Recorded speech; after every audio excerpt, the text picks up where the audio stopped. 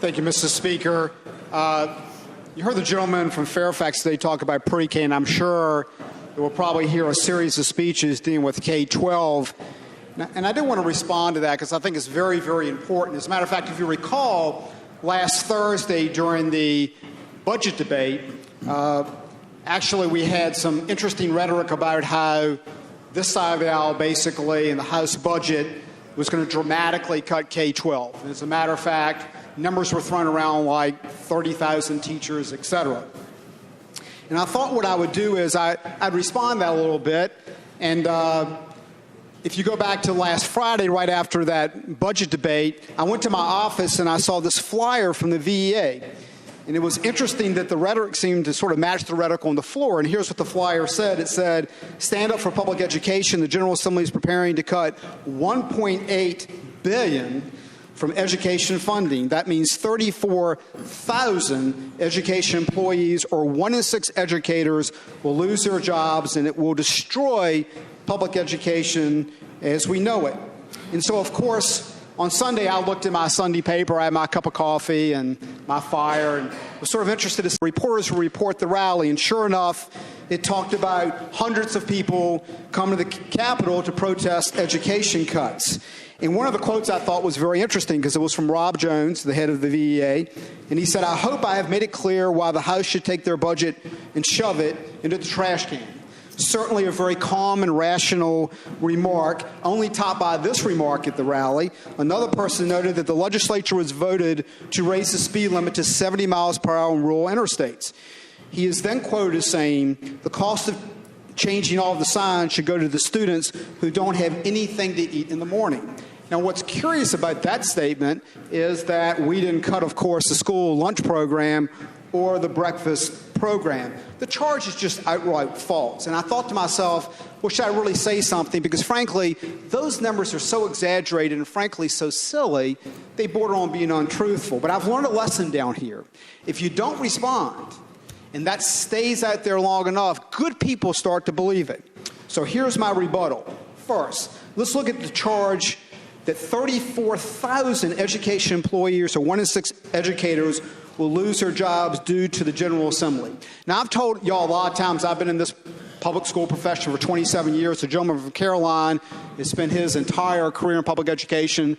Coach Tata behind me, and they call him Coach for a reason, spent his entire career in public education. And you know, really, it was a secret plot for 27 years.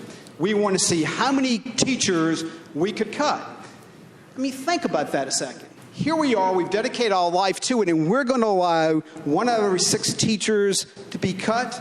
Why would anyone even contemplate people like us would support that type of cuts and rhetoric?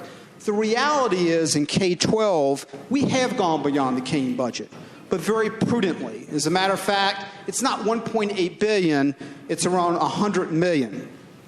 And I also want to say something I think is extremely important. And that is, K-12 does deserve the scrutiny that any other area of government does. As a matter of fact, I almost, during the budget debate, when people talked about K-12, et cetera, wanted to ask, okay, tell me exactly what Project Discovery does do. And I guarantee, if you're honest, probably 90% of the people in this chamber have no idea what Project Discovery does. It is something we funded every year to the tune of about $720,000. And frankly, it's an enhanced guidance counselor program that I've never thought works. If you look at programs like Project Graduation, I mean, how many of y'all can honestly sit down and tell me exactly what Project Graduation does? Well, it's a Governor Winter initiative that sort of petered out, but we still fund it. And how about this one? $15.7 million a year we reimburse school systems for travel. $15.7 million a year. Now, when I'm thinking of travel, I think of paying some teacher for gas to go to a conference.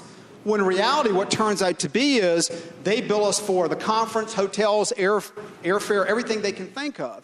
Now, do you think it's responsible for us to be reimbursing $15.7 million for travel in pre-K? I'll talk about pre-K. We've expanded pre-K probably from $35 million to $75 million. And I would disagree with the gentleman. It's not a core function of education.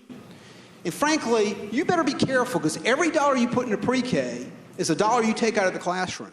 And I would say the studies are very, very mixed, especially when you get to that 8th grader, that 11th grader. Those results go down dramatically. And as a matter of fact, a lot of the pre-K studies basically find that if the child is truly free lunch and truly in poverty, it has some effect. Studies really don't support much beyond that. So I would refute that pre-K has been the be-all, end-all. And let me finish with this.